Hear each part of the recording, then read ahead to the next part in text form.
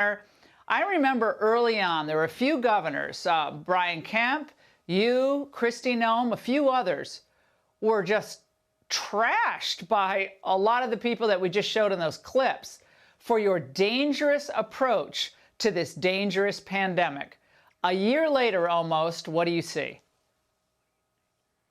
Well, Laura, in Florida, in terms of coronavirus, we have less coronavirus per capita in terms of deaths than the national average. And we have the second oldest population in the United States. We have less cases per capita than the national average. And yet, we have all schools open. We have all businesses able to operate. Everyone has a right to work. Our unemployment's below the national average. Our tax revenue is much higher than expectations. And so I think what we've learned is two things. One, when you deal with a pandemic, it doesn't mean that every other issue in society simply goes away. You have to deal with folks' ability to earn a living, to educate their kids, and mental health and well-being. But what we've also learned is these lockdowns on their own just don't work. Even if you didn't care about economy, even if you didn't care about education, they don't work to stop the spread. And I think the results in Florida and elsewhere show that. People want to come here because they know we're a free state. And I think that the facts have borne us out to have made the right decisions. I want to move on to what happened in Manatee County, where I think you offered 3,000 vaccines to mostly, I believe it was mostly to the senior community. But for that, your critics lashed out at you. Take a look. The optics are really, really bad. If we were going to pick and choose who was going to be vaccinated ahead of everyone else, I would hope it would go to the underserved populations. You're taking the whitest demographic, the richest demographic in Manatee County and putting them ahead of everyone else. Governor, it's racist to follow the science and vaccinate the most vulnerable population. I don't understand this. Now we're checking boxes of ethnicity and color. I thought it was about the science, saving lives.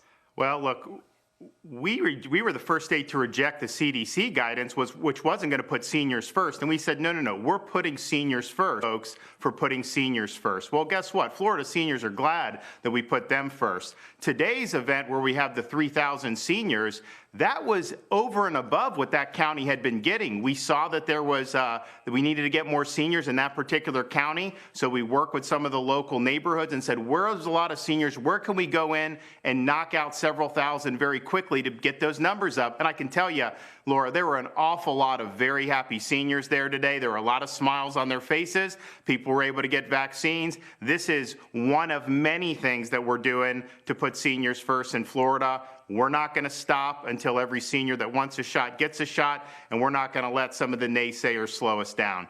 Governor DeSantis, breaking news tonight, the FBI, U.S. Attorney's Office also are reportedly investigating Governor Cuomo's handling of nursing homes.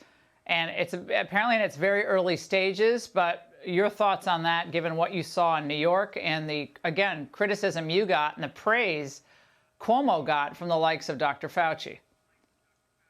Well, if you go back to March, I was getting criticized for not closing the beaches, which you don't close beaches for a respiratory virus, so I was right on that. But the media totally ignored how the governors were handling the nursing homes. We did an order right at the beginning saying hospitals cannot discharge COVID-positive nursing home residents back to nursing homes. By doing that, we saved hundreds, if not thousands, of lives. And so we made the right decision at the outset. And again, the facts have borne us out over these many months.